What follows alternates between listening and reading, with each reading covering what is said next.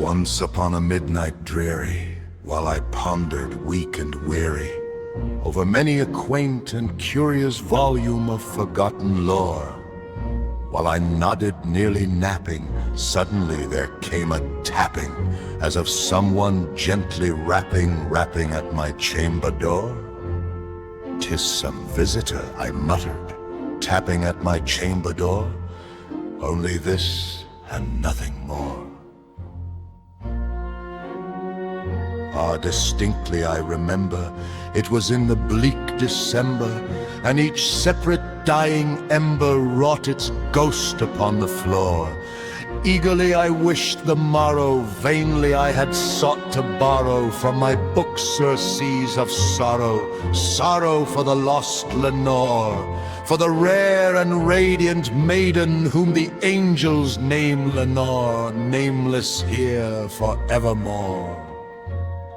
And the silken, sad, uncertain rustling of each purple curtain thrilled me, filled me with fantastic terrors never felt before, so that now, to still the beating of my heart, I stood repeating, "'Tis some visitor entreating entrance at my chamber door, some late visitor entreating entrance at my chamber door.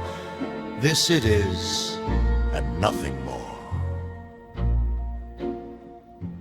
Presently my soul grew stronger, hesitating then no longer. "Sir," said I, "or madam, truly your forgiveness I implore. But the fact is I was napping, and so gently you came rapping, and so faintly you came tapping at my chamber door, that I scarce was sure I heard you. Here I opened wide the door, darkness there, and nothing more." Deep into that darkness peering, long I stood there wondering, fearing, doubting, dreaming dreams no mortals ever dared to dream before. But the silence was unbroken, and the stillness gave no token, and the only word there spoken was the whispered word, "Lenore." This I whispered, and an echo murmured back the word, "Lenore." Merely this, and nothing more. Back into the chamber turning, all my soul within me burning, soon again I heard a tapping somewhat louder than before. "Surely," said I, "surely there is something at my window lattice. Let me see then what thereat is, and this mystery explore. Let my heart be still a moment, and this mystery explore. 'Tis the wind, and nothing more."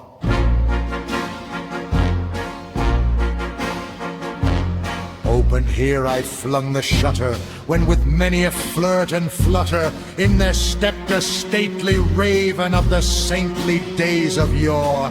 Not the least obeisance made he, not a minute stopped or stayed he, but with mine of lord or lady perched above my chamber door, perched upon a bust of Pallas just above my chamber door, perched and sat, and nothing more. Then this ebony bird beguiling my sad fancy into smiling, by the grave and stern decorum of the countenance it wore.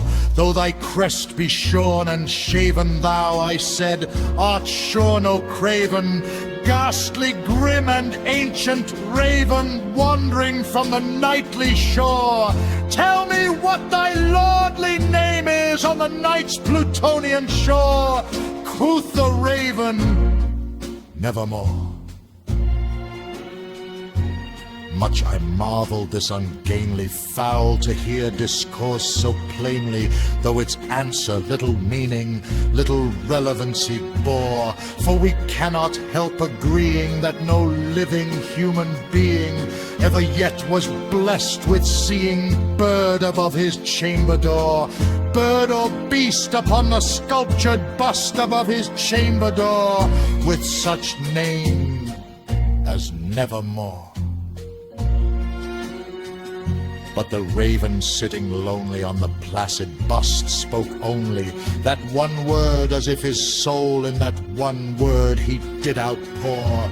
Nothing further than he uttered, not a feather than he fluttered, till I scarcely more than muttered, other friends have flown before. On the morrow he will leave me as my hopes have flown before.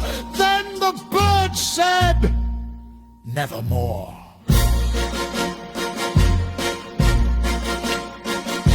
Startled at the stillness broken by reply so aptly spoken, doubtless, said I, what it utters is its only stock and store, caught from some unhappy master whom unmerciful disaster followed fast and followed fastful till his songs run burden bore, till the dirges of his hope that melancholy burden bore of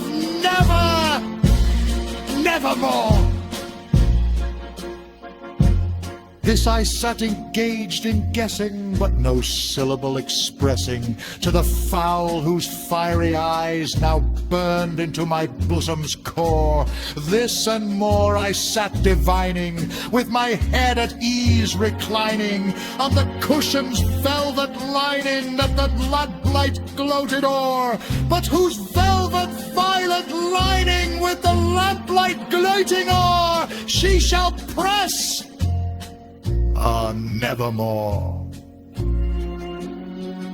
Then methought the air grew denser, perfumed from an unseen censer, swung by seraphim whose footfalls tinkled on the tufted floor. Wretch, I cried, thy God hath lent thee, by these angels he hath sent thee, respite, respite and nepenthe from thy memories of Lenore. Quaff, oh quaff this kind nepenthe, and forget this lost Lenore. Quoth the raven, nevermore. Prophet, said I, thing of evil, prophet still if bird or devil, whether tempter sent, or whether tempest tossed thee here ashore, desolate yet all undaunted, on this desert